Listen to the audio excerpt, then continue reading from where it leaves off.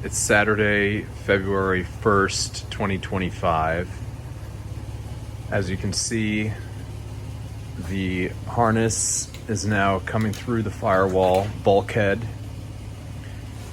and got some things to hook up with the headlights.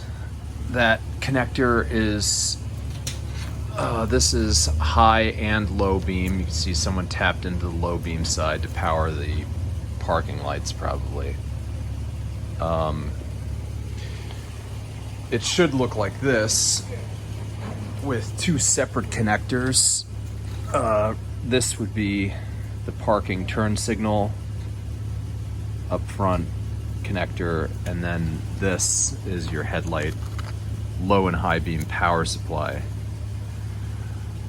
I'm not gonna use the high beams right now. It appears that the lights are on at all times normally in this car, and the light switch on the stock is for the high beams only. So I'm gonna change that to just a normal on-off of all the lights. So parking, tail, and headlights. Obviously the turn signals and brake lights are on separate circuits that are hot with ignition on. But so here, when that goes down, well, I could turn it on now. Let's see what happens. Click that in. All right, so the turn signal is on. I don't know if you can see that flashing back there, and I got turn signal back here. It's pretty cool. So if I put the lights down, I've got parking and tail lamps, also different from, I'll just depress the brake and show you. Brake lights being totally different. So it's pretty good, right? But like I said, this is gonna be lights on off. No high beams. I will keep everything in their specific spots so that if high beams would want to be hooked up, we could do that. The pinout on this guy is power coming in. The green was the high beams, the gray was the low beams, and this was the parking side markers. This output does not work from the switch, which I was trying to figure out why I had used this little jumper right here, this green one, going from one side of the fuse box to the other. And it's exactly because in order to power the yellow wires coming out of the bottom there, let me see if I can get some better light here. To power the yellow wires coming out there, which go to the front and rear parking lights, I had to actually, that's interesting. Now I'm realizing what that short yellow wire was for. It was just an indicator, or it was going to illumination. So I guess I could pull that wire back out, but whatever. Yeah, yellow is parking. So I'm going from, because if you look in the wiring diagram, you see how the green, like this gray here, splits off and it's tied in. So I'm just utilizing that where I can plug into the top of that, and it's tied into this. Now, like I said, normally this green would normally be high beam, but the way I thought the stock worked was, you know, up is off and down would be lights on.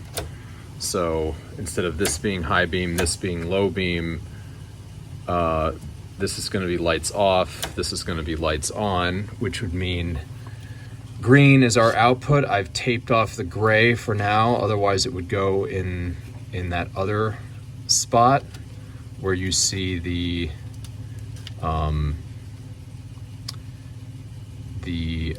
green and green black. I'm sorry. Yeah.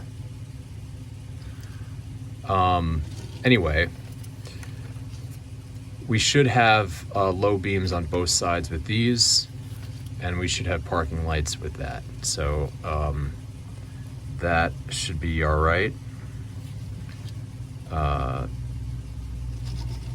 And we will find out. We may have to do some finagling there, but anyway, this looks like the loom that's going forward. And reasonably happy with that going up through the bulkhead. But it's pretty simple, you know. What's coming out of here is basically,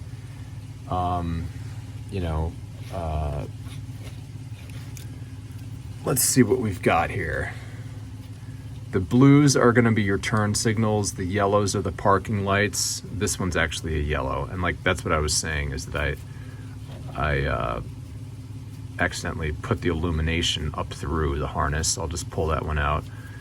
And like I said, I ran the wires for the high beams just so they're there if I ever want to hook them up. It would require getting probably a new new light switch maybe, or just wiring it differently. But yeah, that's it. We're almost done, I hope, or at least we're making progress on getting the front hooked up.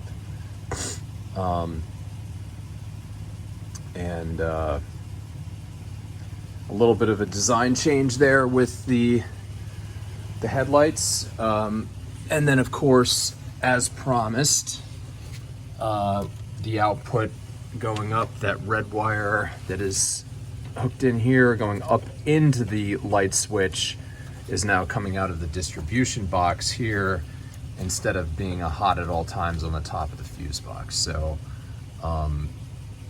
now our lights are going to be fused over there with a 20 amp or a 10 amp. Yeah, so that's okay, you know. We're almost done with that, and I think this is more or less what the fuse box is going to look like. Let's see, I think it's going to be something like turn signals, brake lights,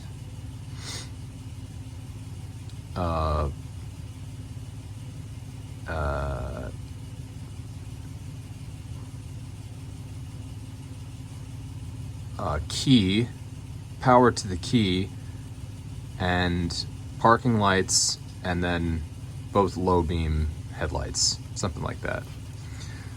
Still in the process of getting it worked out, but I will let you know.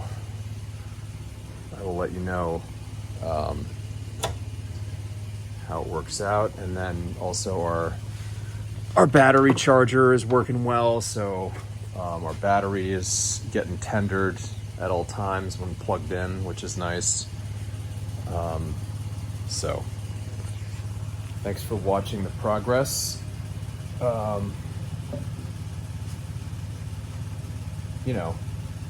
I ordered a BMS this morning. I think I'll do a little video on that, just to get an idea of, basically, I just want to monitor each cell. I know the leaf modules, they're paired 2 in parallel together, and then those 2 in series. There's actually 4 batteries, 4 cells in each module, but good thing is the target voltages are 3.7 to like 4.2, so that's good. And just the main thing of being able to see what each each cell level is doing and balancing them out when the vehicle is at rest or charging is super important. So that was $100, and I'll show you which one I picked. It's the Ant BMS 32S. Yeah, so that's coming in later this month, and hopefully, you know, we're ready at that point doing the high voltage stuff. Just got to keep trudging ahead on this, and you know, it's a lot of time and effort, but who knows how cool this car could be when it's on the road. And just to kind of put a pin in this project, right? That's really the key here, is to just get it to some cohesive state. Especially if it was painted, it would look awesome. So wish us luck. Maybe we'll be driving it this summer. I hope so.